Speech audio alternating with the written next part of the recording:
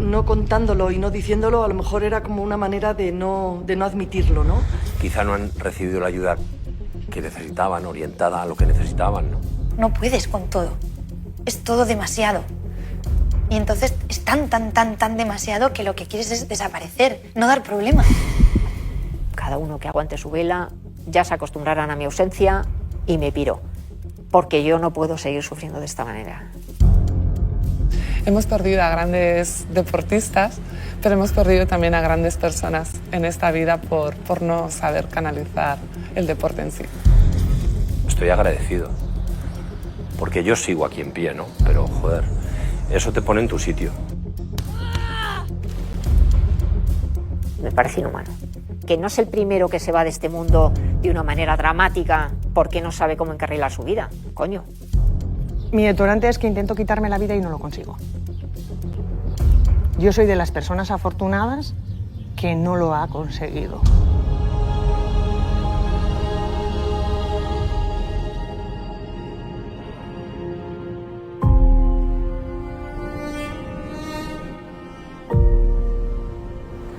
Y este es un sitio pues muy especial para nosotros porque es la sierra, es el entorno.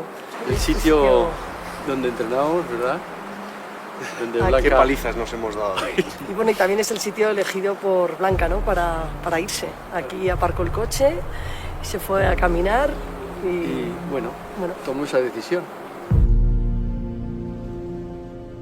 Blancanieves, porque naciste aquí en la sierra. Sí, la nieve es blanca y me pusieron así. Blanca me sacaba 3 años y medio, casi 4.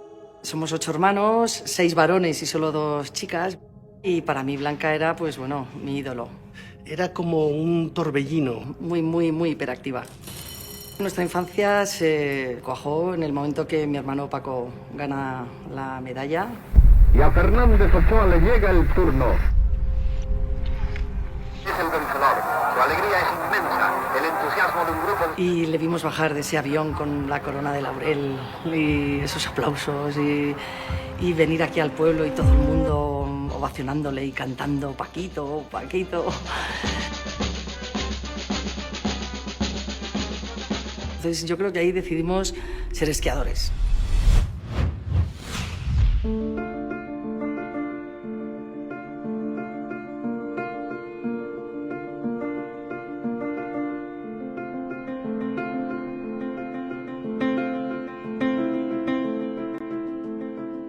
Algún iluminado, siempre digo lo mismo, pensó que podría ser algo genético y nos mandó a los pequeños a un internado, al Valle de Arán, a Baqueira. Blanca tenía 11 años, mi hermano Luis tenía 10 y yo 8. Y con esa edad irte internos en aquella época, a 600 kilómetros de tu familia, de tu entorno, tus amigos, fue muy duro. Y yo creo que Blanca lo llevó la que peor de todos. Muchas veces es la luz, ¿no?, del otoño o el frío, ¿no?, que te crea esa melancolía, ¿no? Sí. Y si no estás bien anímicamente, pues quizás, bueno, ahora ya sabemos, ¿no? Quizás en ese momento pues éramos un poco más ignorantes, ¿no? Ignorantes, totalmente. Ahora sí seguimos siendo, pero sabemos algo, claro, un poquito más. O tarde, ¿no? Pero bueno.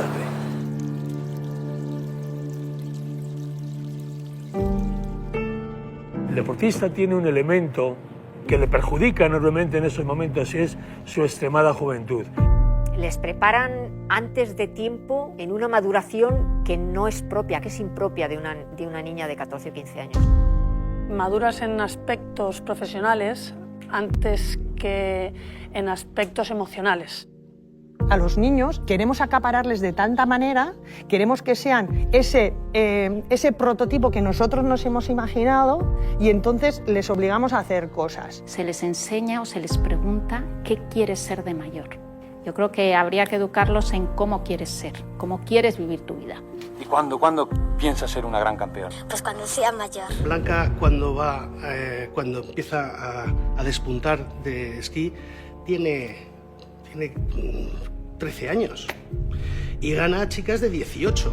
Habitualmente en la sociedad las niñas y niños de 14 y 15 años están pensando en otras cosas que no en la exigencia tan brutal que les piden cuando les piden resultados, y no digo ya si son medallas mundiales o medallas olímpicas. Y todavía su cerebro no ha tenido tiempo como de desarrollarse lo suficiente y de tener la suficiente experiencia para saber entender que en esta vida casi todo es relativo. Esa constancia de ese sacrificio tiene que estar en tu día a día, ¿no? Pero las emociones, que es lo que va dentro, el alma, el corazón, pues eso cuesta. Una niña de 15 años tiene que estar en otra historia, no estar en esos niveles de presión. Me parece que es una manera de maltrato psicológico con las niñas, especialmente con las deportistas y especialmente con las patinadoras.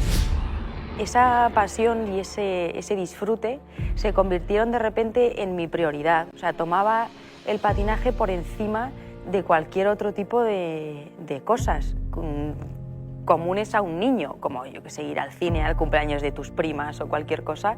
Era yo que de repente a mis padres le decía, oye, no, mañana tenemos que ir a entrenar por la mañana, y me miraban como...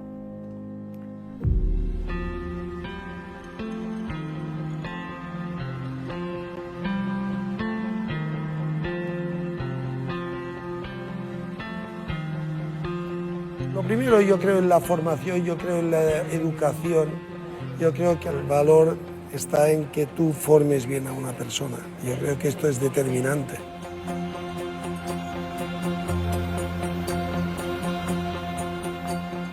Yo he tenido niños problemáticos, evidentemente, he tenido niños de comportamientos extraños, hasta el punto de ser bipolares, no lo sé.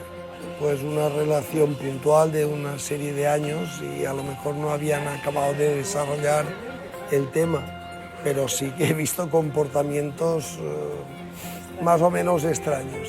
Y la verdad que era esperar ese momento del día, porque yo estaba mucho tiempo en la calle, mis padres se habían divorciado, entonces en ese momento del día, esas 2 horas que estaba en la piscina, yo podía decir que era realmente feliz, porque además se me daba muy bien. Eres joven, no tienes miedo absolutamente a nada y lo único que es felicidad y que quieres comerte el mundo, y eso hace que te haga que seas un poco impaciente, ¿no? Porque lo has conseguido todo demasiado rápido.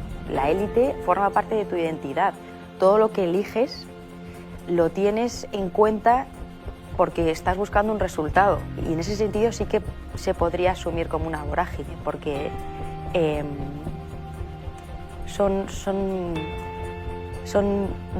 enormes, son inmensas, y que a un individuo te puede desequilibrar por cualquier lado. No nos quedamos con los valores que ofrece el deporte, nos quedamos con la esencia, con lo que somos. Pero si te quedas solo con los valores y con la identidad que has tenido como deportista y eso desaparece, te quedas sin nada. Pero si sabes leer en esencia cómo eras tú, creativa, trabajadora, espontánea. Es que me emociona un montón. Y el deporte nos permite conocernos, porque el deporte en poco tiempo nos pone en situaciones súper límites. Por eso luego lo echamos tanto de menos también, ¿no? Porque enseñamos nuestro trabajo en 90 segundos.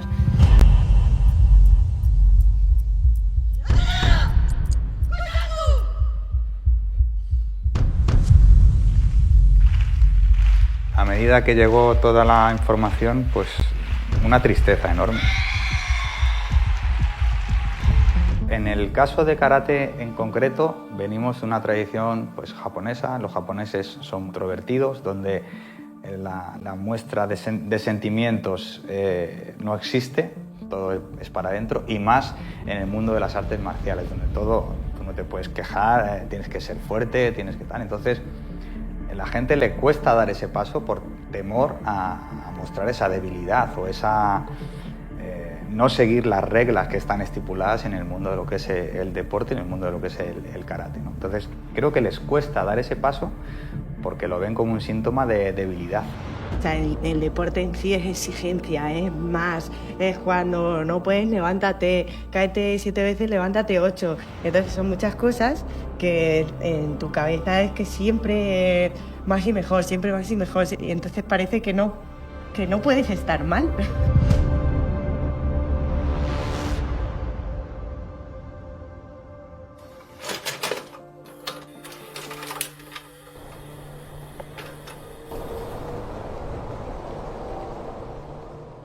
recuerdo que de pequeñita, cuando estábamos internas, que dormíamos en la misma habitación y había días que me peinaba con mucho cariño y me hacía trencitas y al día siguiente me tiraba de los pelos que me arrancaba la cabellera. Unos rebotes, una cosa un poco extraña, ¿no? Yo siempre pensaba que Blanca era muy rara, jolín.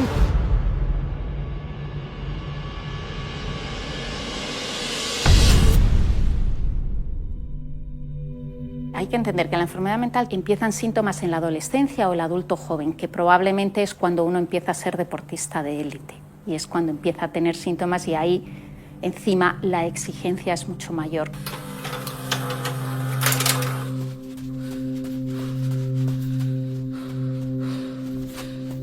Cuando eres deportista no piensas en ser el número 3, piensas en ser el número 1 y para ser el número 1 hay que entrenar mucho. El deporte de alta competición es cierto que exprime unas facetas de tu personalidad, de tu vida, que te lo pone al límite.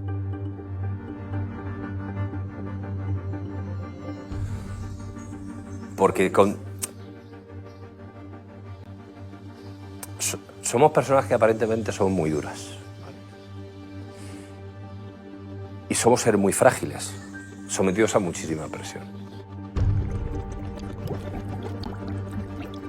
Cuando ya finalmente los médicos me dicen que, bueno, pues que no voy a volver a andar, yo tenía 30 años y estando tantas horas en un hospital sola y ahí en la cama, piensas muchas cosas. Aprendí a disfrutar de las pequeñas cosas, ¿no? De las pequeñas cosas del día a día.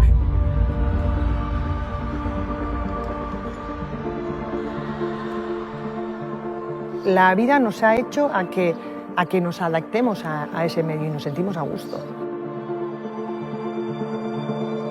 Otras personas dirían, estáis locos, ¿no? Tantos días de entreno, luego en esas condiciones, con la muerte tan presente, con no sé qué. Pero eso era nuestra vida. Y eso nos daba la vida.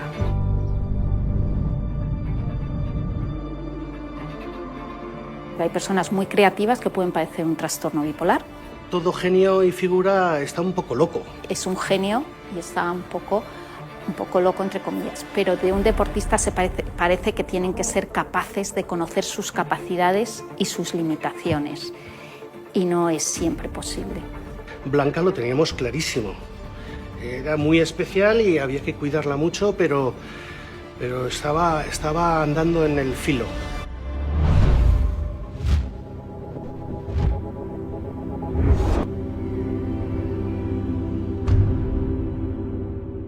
No entiendo el deporte de élite sin una preparación psicológica en paralela, para el éxito y para el fracaso.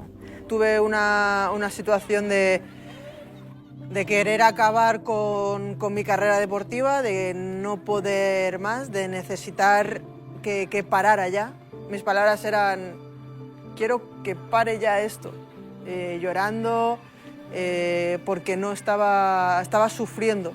Cada día, cada paso que daba, cada momento que estaba entrenando, estaba sufriendo. Entonces necesité pedir ayuda.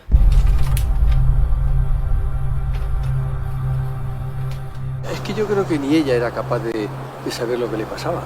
Yo los recuerdos que tengo de Blanca es esos altibajos de que un día me despertaba con cariño, venga Lola, que tenemos que ir a entrenar, tal y cual, y había días que se levantaba con tal, y yo pensaba que era pues que tenía un carácter complicado.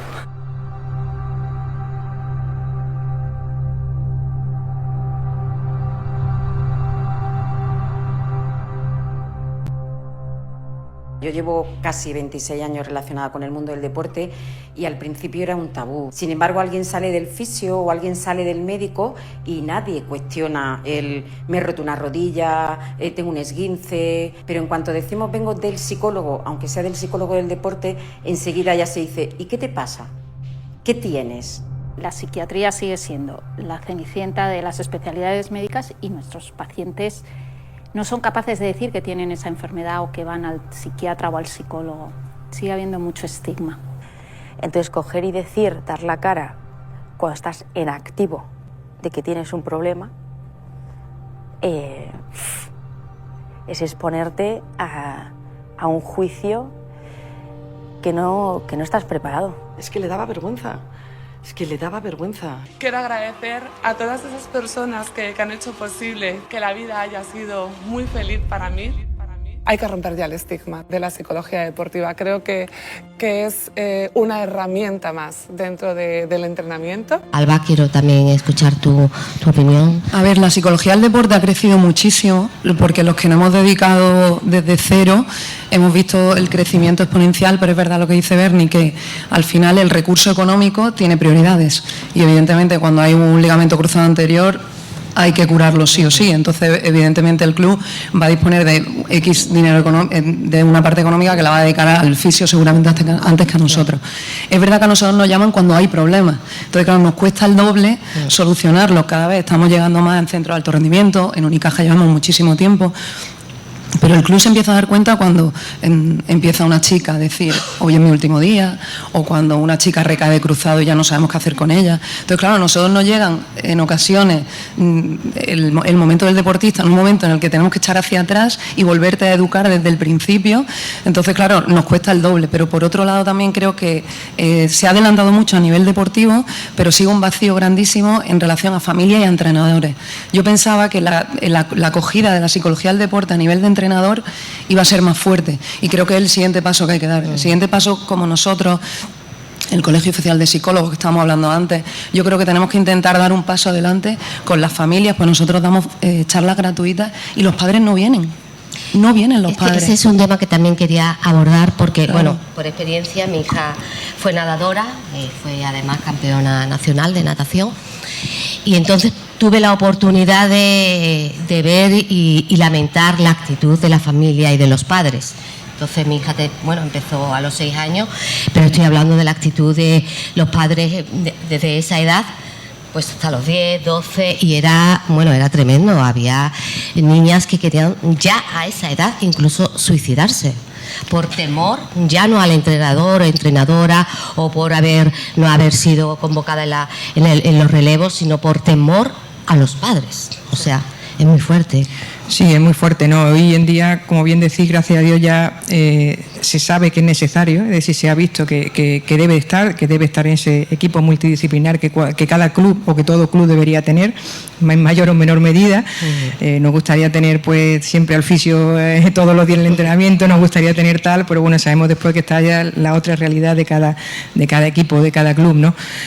Nosotros precisamente desde AFE, del Departamento de Salud, una de las partes más importantes se la lleva precisamente el tema psicológico. Yo en estos últimos 4 años, he tenido un aumento brutal de chicas que te llaman, no puedo más, ¿qué quiero hacer? Me quiero ir a casa, porque hemos visto algo que para mí siempre ha tenido un valor y lo ha dicho aquí en el documental, que a los 15 años ya llevan tiempo viviendo fuera de casa, llevan tiempo enfrentándose a algo que es de adultos, cuando realmente todavía no son personas adultas, formadas psicológicamente y emocionalmente, preparadas para afrontar ese día a día. Yo creo que ahí tenemos que reflexionar muchísimo, que hoy en día queremos que nuestros hijos y nuestras hijas, pues a los 10, 12 años ya sean Berni Rodríguez, ya sean grandes deportistas de élite, pero que seguro que Berni a los 10 años estaba disfrutando con la pelota como cualquier chiquillo en la calle. De hecho, el gran problema es la formación, cómo la familia, el entorno de los jugadores, de las jugadoras, empujan en una dirección totalmente incorrecta. Yo cuando doy charlas a los coles, a los padres o en los institutos, a los niños, siempre digo lo mismo. La diferencia más importante que hay, y todo lo vamos a entender muy fácil, la diferencia más importante que hay hablo de baloncesto, ¿vale? En baloncesto, en un chaval de 15 años y en un profesional de 25, incluido el baloncesto, que básicamente es lo mismo que se hace con 15 o 16 años, es la presión y la tensión que existe en el mundo profesional, que es inevitable, es inherente a la actividad que está realizando. Vamos a dejar de meterle presión a los chavales y a las chavalas en unas edades tan tempranas en las que no se necesita. ¿De dónde llega más presión?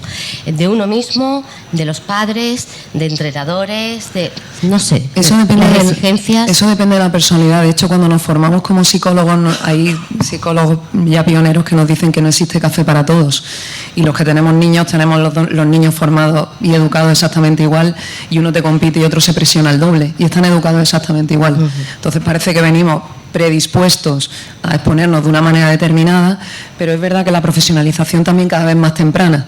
Entonces, si nosotros conseguimos formar a esa gente desde un momento más temprano, la personalidad se triplica en fortaleza, se triplica en seguridad. Entonces, ahora mismo todos los deportistas que están formados con nosotros desde muy pequeñitos es gente que, si el centro de alto rendimiento no nos da la oportunidad el año que viene, pues sí, tenemos un estado de emocionabilidad un poco más triste, nos dura, y son capaces. Muchas veces mi familia, aquí está, mis chicos flipan con los audios que me mandan los peques de decir, oye, mira, no te he escrito hoy porque ayer me dijeron esta noticia, me hincha de llorar, pero es que tengo ganas de estar el año que viene. Y es que voy a hacer lo posible a ver si en 2 meses el seleccionador cambia. Entonces, pero es porque llevan muchos años con nosotros sabiendo que se van a enfrentar, pero si la profesionalización ya en infantiles, en básquet, ya están las pizarras, ya se le pone la silla al entrenador. En el centro de alto rendimiento tenemos niños de 15 años que están de cole a la pista, de la pista al cole, del cole a la pista, muchas veces no saben ni cuándo se han duchado. Pero bueno, el tema de la gimnasia deportiva, la natación con las dobles, ahora se empieza a doblar desde que eres infantil. Pues yo trabajo con muchos nadadores. Entonces, el nadador no tiene absolutamente nada de vida, se le pica la cara, el pelo se le pierde, y estamos hablando de 10 y 11 años. Sí. Cuando antiguamente, con 10 y 11 años, solo jugabas para disfrutar. Claro, no pensabas. Lo he vivido y sé que no es así. Claro, entonces imaginaos la formación y el acompañamiento psicológico desde que tienen 10 años, porque hay veces que nos dicen, oye, pero a los niños, el psicólogo a los 10 años y se ponen las manos en la cabeza. Perdone, y tu hijo a los 10 años ya lleva 2 campeonatos de España, ya no le dejas comer una hamburguesa un fin de semana, ya le estás gritando porque no saca un 10 y ya...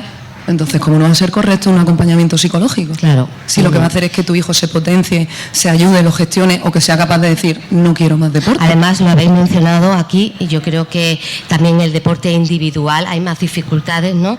Lo decía, y la soledad del deportista no se ve, pero yo creo que la soledad del deportista de un deporte individual creo que es todavía, bueno, presenta más dificultades, ¿no?, que al ser un deporte de equipo, ¿no? Sí, bueno, lógicamente se puede esconder lo bueno y lo malo. Es decir, en un deporte de equipo puede parecer que muchas veces estás arropado o no. Es decir, muchas veces quizás te cuesta mucho más a lo mejor sacar esa necesidad, ¿no? El deporte individual, quizá el entorno, vamos a decir así, puede ser el entrenador, la entrenadora, el club o tu entorno, se puede dar un poco más de cuenta. En un deporte de equipo muchas veces puede costar más darte un poco de cuenta, porque precisamente eso, ¿no? Porque al tener siempre gente alrededor, no depende de ti mismo tu rendimiento, es decir, claro, no depende de ti solo, mejor dicho, es decir, no eres tú contra todo un equipo. Al final, un día malo puede ser que lo tengas y un compañero o una compañera te eche un cable o te ayuda, ¿no? Que no sea tan malo, ¿no?, como se suele decir.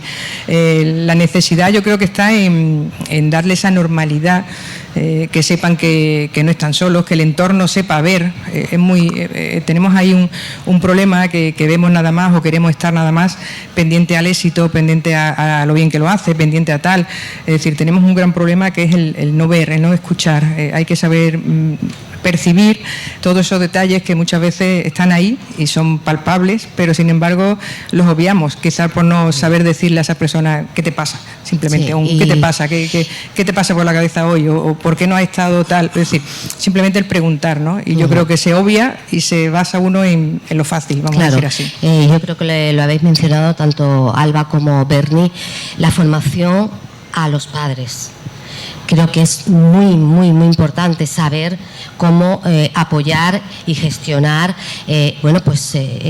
la vida deportista de un hijo, de una hija, desde que empiezan desde pequeños, porque ya, bueno, he comentado la experiencia que tuvo que vivir mi hija de una compañera, ¿no? Pero es que yo creo que a veces eso frustra y es algo que temen muchísimo las niñas y los niños, ¿no?, en el ámbito deportivo. Sí, es el enfrentarse, porque yo he visto hasta los padres premiar con huesitos y con un de lo que sea, si había conseguido su marca o había bajado su marca, y si no, pues no había nada, o no se salía ese fin de semana. Y bueno, afortunadamente mi pareja y yo nos echábamos las manos a la cabeza, no era nuestro caso, pero lo he visto. O sea, los entornos de todos nosotros son muy importantes y nos influyen en el día a día. Imaginaros para un chaval o una chavala de 12, 13, 14 años, lo importante que son sus padres.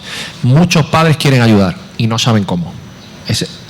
hay muchos que no quieren ayudar, ¿vale? A esto lo vamos a dejar aparte. De esto no vamos a hablar. Los ves en las gradas. Pero es muy importante. Yo creo que tenemos que enfocarnos sobre todo en los que quieren ayudar y no saben cómo hacerlo. Igual el que está premiando con un huesito cree que lo está haciendo bien y está equivocado. Y es por eso que la educación hacia la familia, hacia los padres que quieren verdaderamente, padre y madre, que quieren verdaderamente ayudar a sus hijos a que estén bien. Otra cosa también son esos que empujan a mi hijo a jugar profesional, seguro. Esto es profesional, lo has dicho muy bien, profesionalizar a un niño pequeño. En las Olimpiadas ya lo ven. Todos los que estamos relacionados con el mundo del deporte sabemos que con un chaval de 13, 14 años se puede ver cierto talento, pero hay tantas variables alrededor que además no dependen de ti, que es muy complicado. Entonces, bueno, pues vamos. Y los porcentajes de jugadores en baloncesto, que es lo que yo conozco, que llegan a jugar profesional, es muy reducida, muy reducida. Entonces, oye, vamos a entender qué es lo importante del deporte, ¿no? Y una cosa que da el deporte de manera natural, y si lo pudiéramos potenciar a través de la psicología deportiva, que es la gestión de las emociones, estamos haciendo ciudadanos más que competentes, ciudadanos de primer nivel, ¿no? Aquellos que hacen deporte son capaces de gestionar las emociones, de ser resilientes, de saber jugar en equipo, de ser tolerantes, etcétera, etcétera. De hecho, y perdonadme que vuelva mi hija, con 8, 9, 10 años, 11, entrenadores le decían que iban a llegar, le decían a mí, me decían, va a llegar muy lejos, va a llegar muy lejos. A los 15 años dijo, no quiero natación, y no quiero natación, te pongas como te pongas. Que odian el deporte, llegan a odiar el deporte. Los entrenadores estuvieron detrás de ella, y los compañeros y compañeras, y tienes que seguir. No hubo más. De hecho, volvió a los 14 y a los 15 dijo, no. A ver, yo creo que hablando de contexto familiar, como ha dicho Berni, el contexto familiar es la base, son las raíces de la plantita para que nos hagamos una idea, da igual el viento que venga, la lluvia que venga o el granizo que venga, que si hay unas buenas raíces la plantita va a seguir. Entonces, eso es la familia. Entonces, es verdad que tenemos que enfocarnos en los que sí quieren, pero también tenemos que dar el mensaje de lo importante que es las raíces de los jugadores, de los deportistas, para que ellos sigan estables en cualquier momento que pueda ser peligroso. Y por otro lado también quiero destacar el tema de las emociones. Yo cada vez que empiezo una temporada, dependiendo de si es Unicaja, si es el centro de alto rendimiento, porque cada deporte tiene su temporada, yo hago 3 preguntas y le pregunto tanto a los chicos como a las chicas y le pregunto ¿quién tiene estrés? Y levantan todos la mano. Da igual que tengan 10 años, 11 años. Luego pregunto ¿quién tiene o sufre ansiedad? Y levantan casi todos la mano, y el que no, a lo mejor se queda un poco de 10, 11 años que todavía no le ha llegado esa palabra. Y también pregunto quién duerme con el móvil, y levantan todos la mano. Entonces, por eso también es importante el contexto deportivo, por eso es importante las emociones. Creo que has dado en el clavo, por lo menos en el inicio, de dónde se tiene que empezar la psicología del deporte, en el control de las emociones, porque, insisto, estamos siendo muy vulnerables, las redes sociales, el tema de qué quieres estudiar, el tema de siempre aparentar superioridad y fuerza, y el deporte, lo bueno que tiene es un arma de doble filo, pero lo bueno que tiene es que te hace responder para estar fuerte, te hace responder para seguir a flote, te hace responder para levantar la cara y decir aquí estoy yo. Pero si a nivel mental, a nivel cerebral no le explicamos al cerebro por qué, al final se mete en un momento de ser actor, y cuando realmente ya te sales del escenario hay momentos en los que están apareciendo síncopes, están apareciendo bipolaridades, están apareciendo ya cosas muy graves que antiguamente no las veíamos, o a lo mejor no existía ni el diagnóstico, pero es súper importante desde el principio.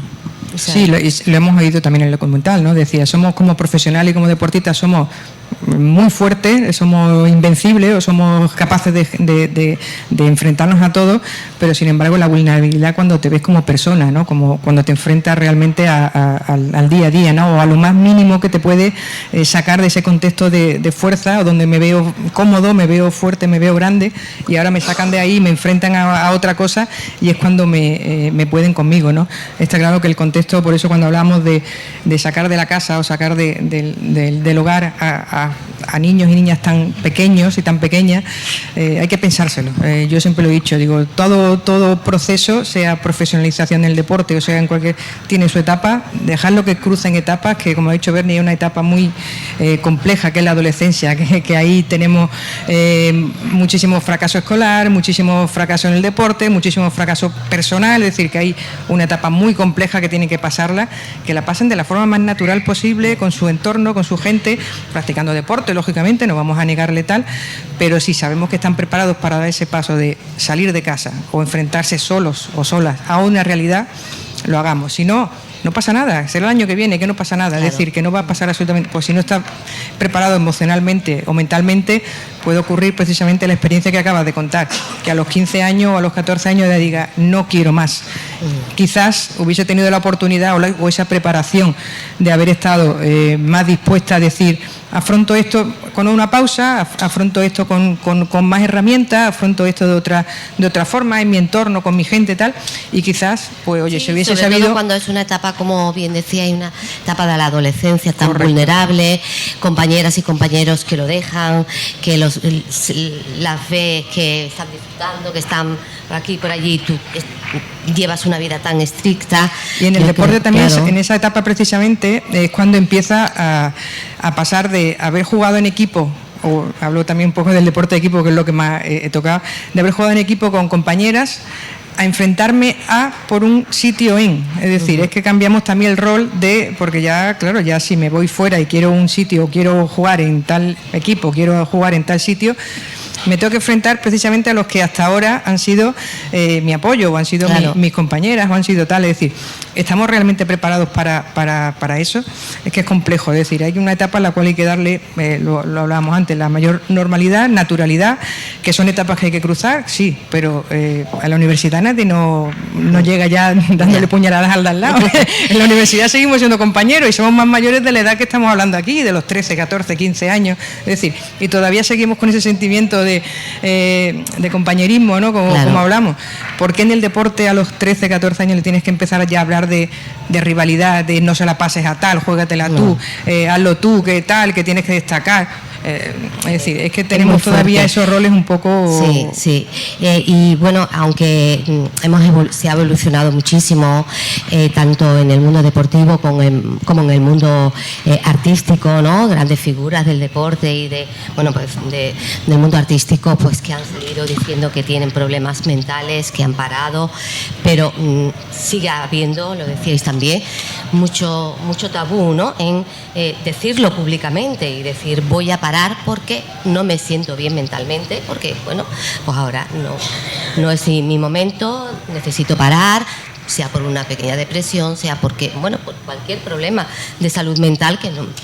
Pero siempre sigue habiendo mucho tabú en el deporte por miedo también, por temor a ser señalado, a ser juzgada, ¿no? Hemos mejorado, pero seguimos también teniendo un recorrido grande en baloncesto. Ahora tenemos en España un par de casos como Alex Sabrines y Ricky Rubio, lo mencionabas tú.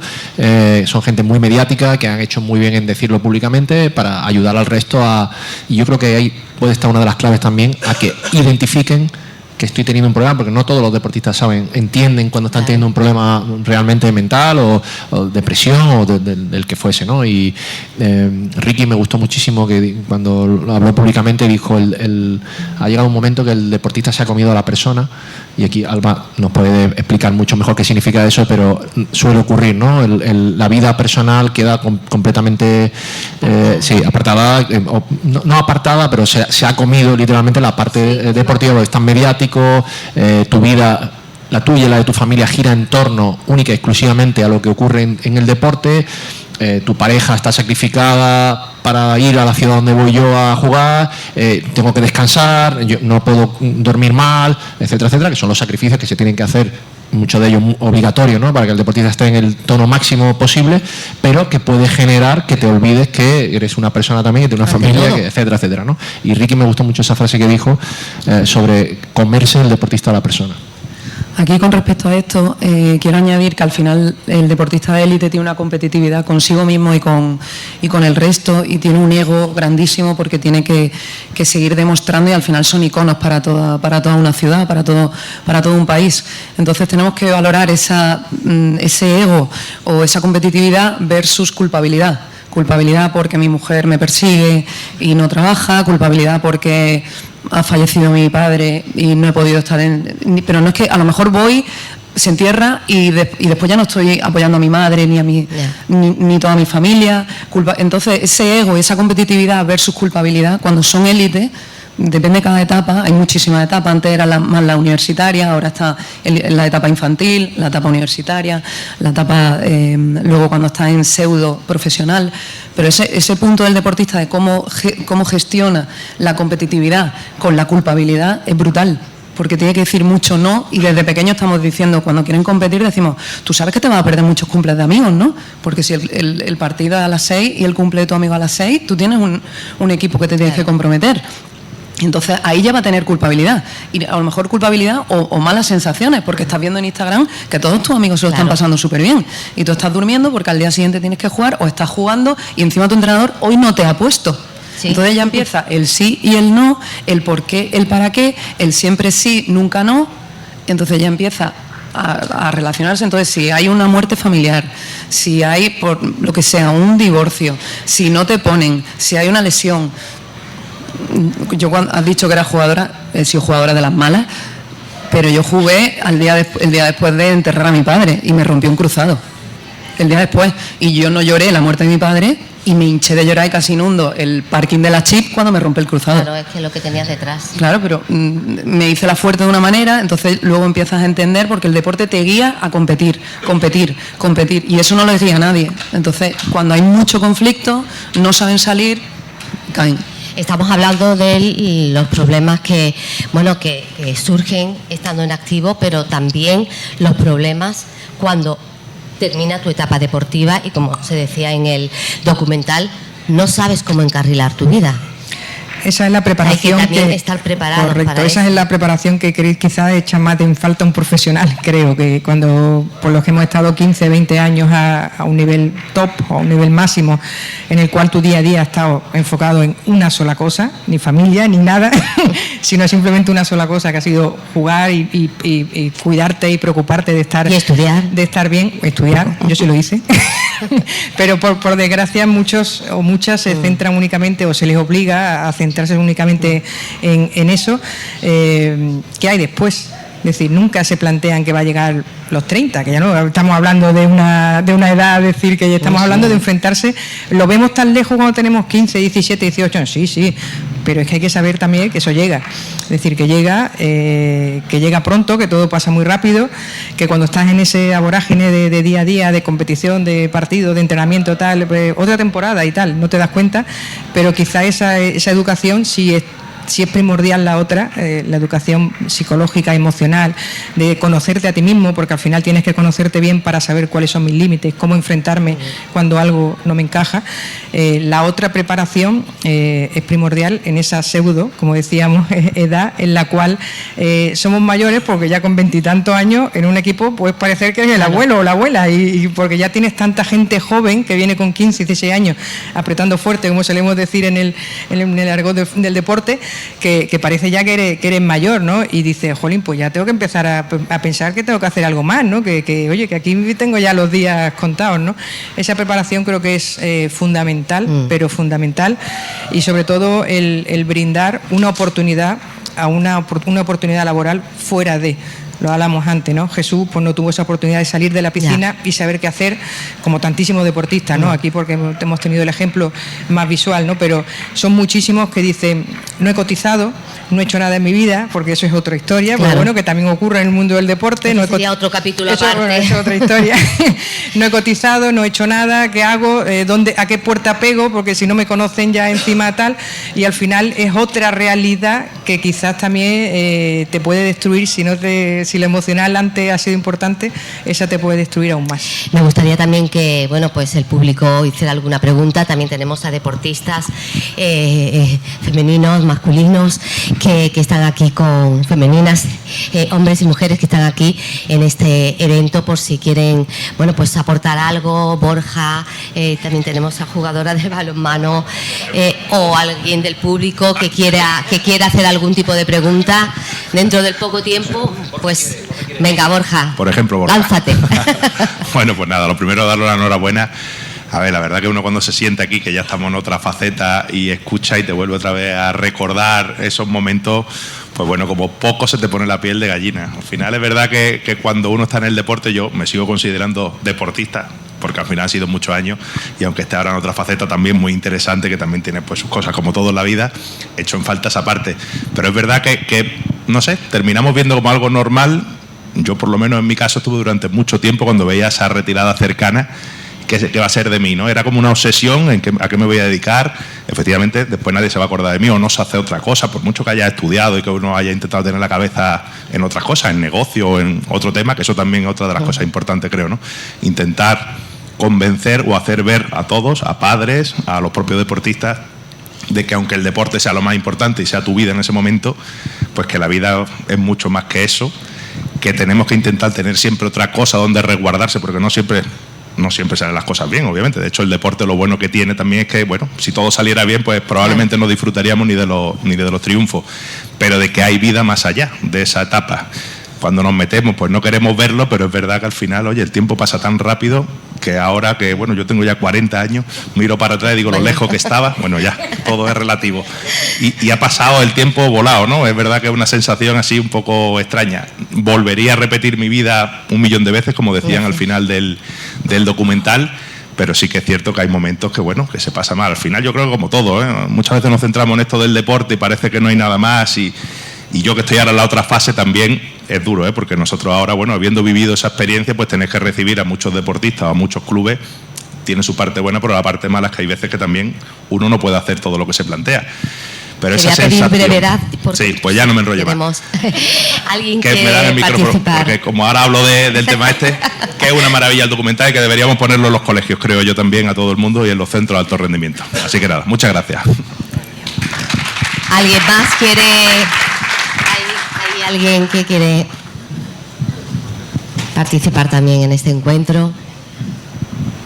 A ver, estamos hablando de la salud mental de los deportistas, pero a mí me gustaría saber, cuando se padece un trastorno mental grave, si eso entra dentro de lo que es el paralímpico, o es decir, si hay algún deportista con trastorno mental grave jugando profesionalmente, o se le incluye por tema de discapacidad en los paralímpicos. Entonces, ¿dónde están? El trastorno mental no es una discapacidad. El trastorno mental es una enfermedad que hay una parte que se cura y hay otras enfermedades que, por desgracia, pues a través de la medicación se normalizan y se pueden adaptar a la sociedad en la que estamos. Entonces, la persona que padece un trastorno puede estar aquí con nosotros perfectamente trabajando, siendo feliz y adaptado, y puede tener una pequeña bipolaridad o más bipolaridad, puede tener diferentes temas de autismo y temas de discapacidad mental. Entonces, cuando se padece un trastorno, lo único que tenemos que hacer es trabajar en él, no solo a nivel psiquiátrico, sino también a nivel psicológico, para que la parte conductual se desarrolle. Entonces, si un deportista descubre o empieza a sentir malestar y hay un diagnóstico, en nuestra empresa nunca queremos dejar el deporte, porque el deporte en sí solo sana.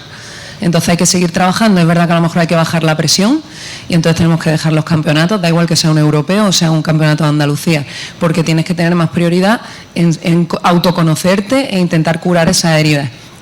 Pero no forma parte, un trastorno mental forma parte de la discapacidad a la hora de englobarla en una actividad física que haya competición. No sé si te he respondido. Vale. La detección...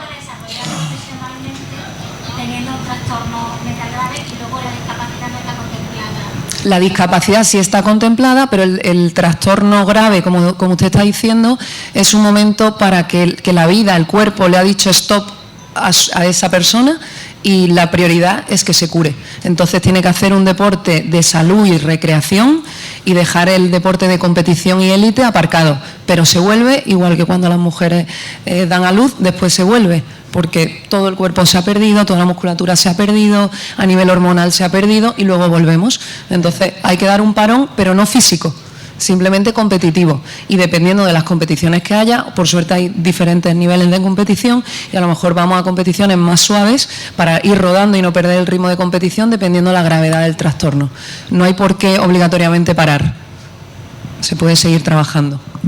Dependiendo. Carlos Bautista, quería delegado de... Sí, bueno, enhorabuena. Yo soy Carlos Bautista, soy médico del deporte y hace muchos años estuve incluso dentro de una relación de deportistas de alto nivel, ¿no? Gracias a Dios tuve la sensatez suficiente para decirme, por llevar una medalla a tu casa no te abates, porque yo competía en campeonatos de vuelo, etcétera, etcétera. La realidad es que el deporte de alto nivel es un reflejo de esta sociedad tan competitiva que tenemos. No hace falta tener estos problemas de salud mental por ser un deportista de alto nivel.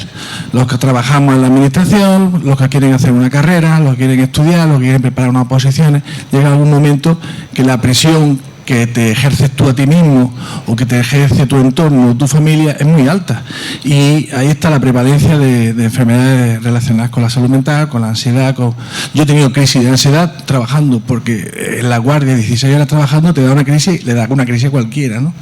Bien, lo importante es que hagamos una sociedad que comente estas cosas, que esto es lo bueno, hay que decirlas abiertamente. Los deportistas de alto nivel no son estrellas relucientes toda su vida, son humanos, también lo sufren. Y después recordar una cosa que me acabo de acordar, que decía Federico Mayor Zaragoza, que falleció hace poco tiempo, decía, hablando de las enfermedades raras, que no tiene nada que ver con la salud mental, pero sigue hablando de patología, decía Federico Mayor Zaragoza, decía que el principal derecho que tiene el ser humano es la prevención. Y estas cosas previenen, es decir, que los padres tienen que enterarse que si quieren tener un hijo, un deportista de alto nivel, tiene sus riesgos y tenemos que protegerlo, pero también tenemos que proteger a nuestros niños en los colegios que quieran ser médicos o fontaneros o lo que sea, y que seamos capaces de hacerlos fuertes, hacerlos resilientes, porque esta vida, desgraciadamente, es muy competitiva. Sí, no tenemos tiempo para más, pero como se decía en el documental, deberíamos preguntar a nuestros hijos e hijas, antes que la formación académica, qué quieres ser, cómo quieres estar y cómo quieres ser de mayor, y no darnos vergüenza por tener que acudir a la figura de un psicólogo o psicóloga desde que somos pequeños para gestionar nuestras emociones. Creo que debería ser una asignatura más en los colegios, desde infantil hasta que son mayores, una figura más, porque,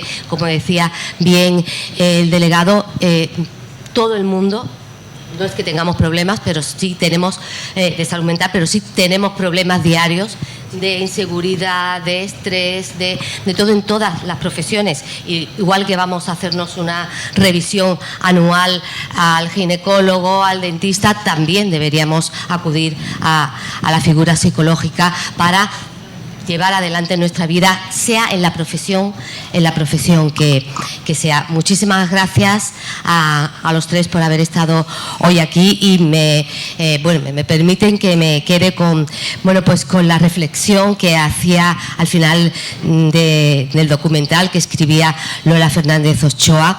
Trabajar la salud mental es la primera medalla que tenemos que ofrecer a todos y todas nuestras jóvenes deportistas. Muchas gracias.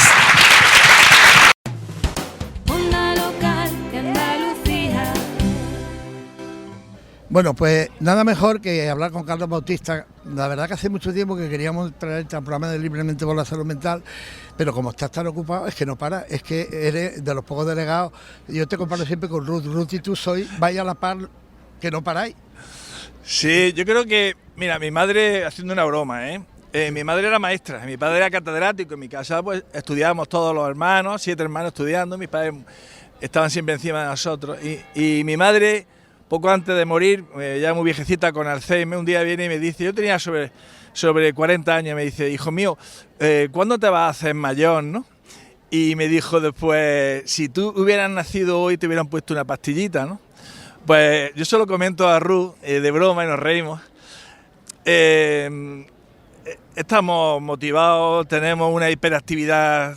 Yo siempre he sido así de pequeño, ¿no? De grande también. Sí, ya por lo menos tengo un poco menos de dislexia, pero de chico estaba tan motivado con la vida que no me entendía nadie, ¿no? Pero bueno, nos gusta trabajar. Mira, el problema no hay ningún problema, es que lo vivimos. Yo soy médico, siempre que me hace una entrevista a un compañero siempre hablo de cosas de sanidad y yo tengo esa sensación de ir con la bata puesta y con el fonendo colgado. Es mi vocación, ¿no? Sí, yo no me acostumbro a verte como delegado, te veo más como con tu bata, luchando como luchabas por Basta Ya y reivindicando las cosas. Sí, sigo luchando, ¿eh? Sí, no para. Mucho. Hablando de salud mental, ¿qué necesita? ¿Hace falta una ley de salud mental? Sí, no, se está haciendo.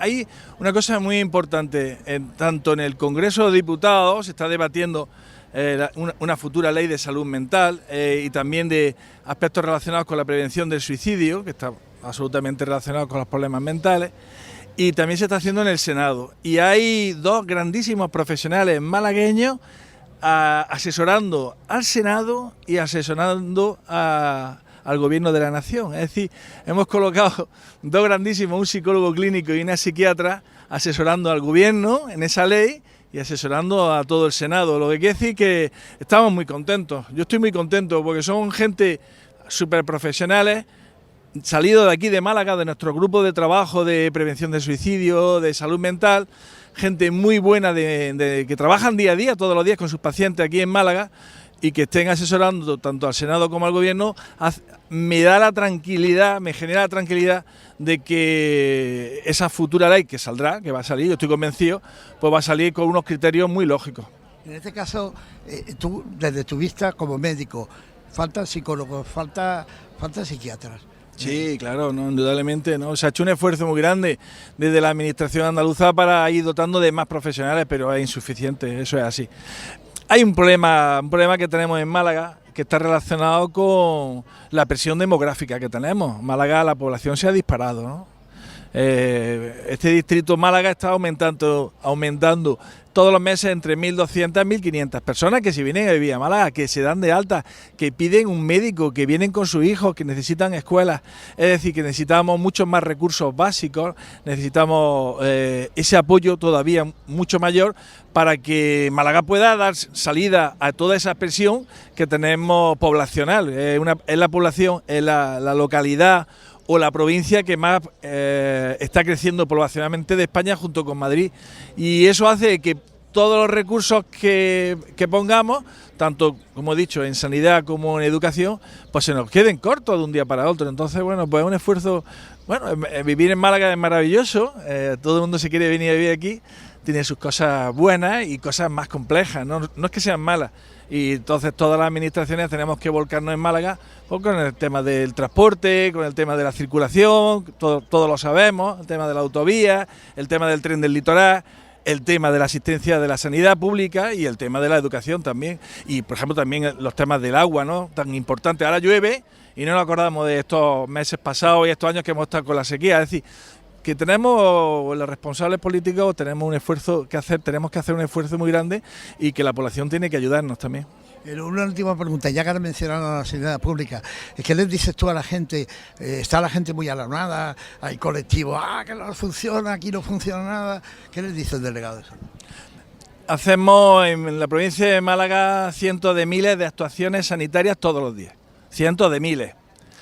Tenemos profesionales que hacen una cantidad de trabajo tremendo en enfermería, que hacen un trabajo maravilloso en atención primaria, que hacen un trabajo en quirófanos, en exploraciones, en radiología. ¿Tenemos cientos de miles de denuncias diarias? Yo no las tengo, ¿no? ¿Tenemos cientos de miles de fallecidos? ¿Nos cargamos a los malagueños, a los sanitarios? No. La inmensísima mayoría del trabajo que se hace sale súper bien. La población entra a su centro de salud y salen con sus problemas solucionados. La población entra y sale del hospital y salen con sus problemas solucionados. La longevidad es mayor, vivimos más años. El nivel de vida es mayor, tenemos menos enfermedades, vivimos muchos más años. Te detectan un tumor y te lo tratan. Y hace 10 años ese tumor te mataba y ahora no. Hacemos cribados de mama, miles, hacemos cribados de cáncer, miles, de colon, de próstata, de todo. Y la población vive cada vez mejor y más años, y es más feliz. Indudablemente eso es una crítica real porque tenemos problemas, pero es una crítica fundamentalmente política. Y ya está, estamos en este mundo tan agrio, en lo que todo se utiliza para la política, en lo que todo vale. Es una pena porque eso genera una alarma a la población innecesaria. Y la realidad es que tenemos una sanidad pública como nunca ha habido. Es verdad, lo repito, insuficiente, sí, pero la sanidad pública que tenemos ahora mismo en Málaga nunca la habíamos tenido como ahora, nunca habíamos tenido tantos profesionales, nunca habíamos tenido tantos recursos. Pero bueno, seguimos trabajando y bueno, y por supuesto respetar a los que nos critican, no podía hacerlo de otra manera, pero es una crítica infundada. Carlos Bautista, era un placer, como siempre, charlar un rato contigo. A ver qué día nos podemos tirar un programa entero hablando de salud mental. Bueno, tú me llamas, yo voy a tu casa, me gusta ir a tu casa. Sí, yo lo sé, me consta. Porque además siempre son conversaciones muy alegres, muy amables, estoy a gusto, ¿no? Aunque me pinche, bien, pero estoy bien, entonces a mí me gusta debatir y confrontar ideas, y eso es bueno, así crece la sociedad. Muchas gracias, Carlos. A ti.